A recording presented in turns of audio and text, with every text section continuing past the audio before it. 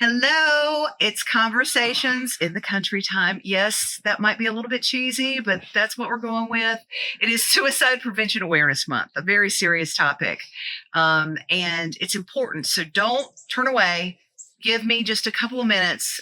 We've been talking about suicide prevention in our small children, opening up a dialogue about mental health with them.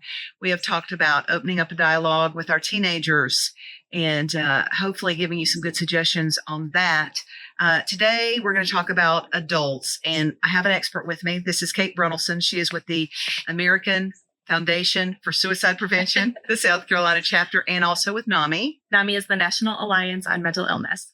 So, Kate, we've talked about small children, teenagers, young adults, or adults who die by suicide. I have a very good friend, two very good friends, who lost a brother-in-law and who lost a husband to suicide within months of each other. Okay. First of all, why is this happening? What is this? It feels like an epidemic. I feel like we're hearing about it, I think, a bit more than we probably have People before, are talking about it because more. people are talking about it more, which is a good thing. But we also are still losing people, which is not a good thing. And for those of you listening, if you have experienced a suicide loss, the information that we talk about today is not for you to put retroactively. We know things when we know them. And so please don't ever take anything that we say as could have, would have, or should have. That's not what this is about. But we are talking about it more. And I think more people are opening up about their losses and about their mental health. Yeah, I've been super active and open from the moment. Honestly, it never dawned on me that there was a stigma attached. I just considered when we lost Aiden that he died as a result of his mental illness, his inability to overcome it for whatever those reasons are. We don't know. But from what I'm understanding, there is some stigma attached still. So there shouldn't be. This is real. This happens. Let me ask you this. Is it always the result of a mental illness, or do some people, is it a circumstantial thing sometimes? So that's a great question. We know research-wise, it's typically more than one thing. Suicide is almost never a single cause. There's typically multiple factors at play. Mental health conditions do account for 90% of suicides.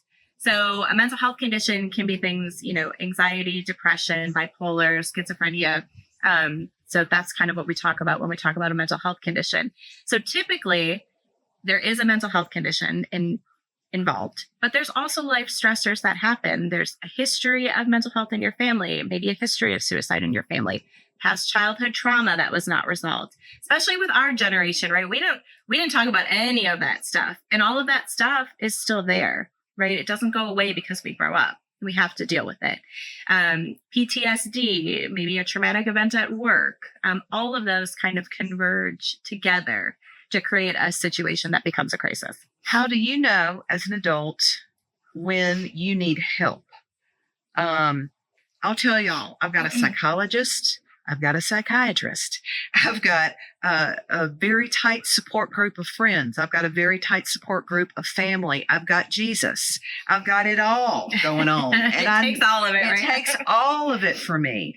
And how do people know, okay, this is abnormal. I'm not having abnormal thoughts. I'm not able to function properly.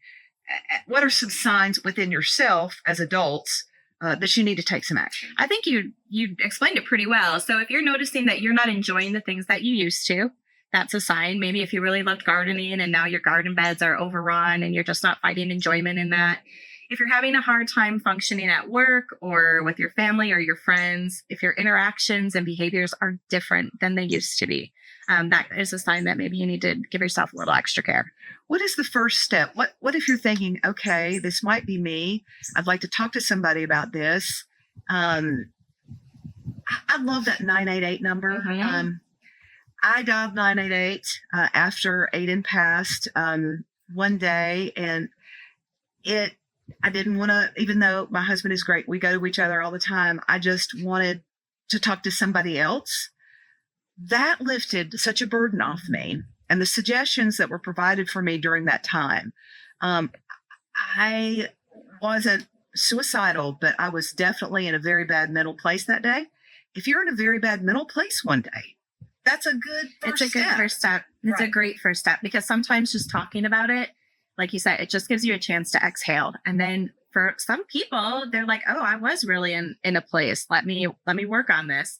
But they can give you tools and resources and tips that are specific to your area and location to kind of help you get the support that you might need. Okay, thank you so much. Thank you so much. All right, we'll be back again. Thanks, y'all. Be well.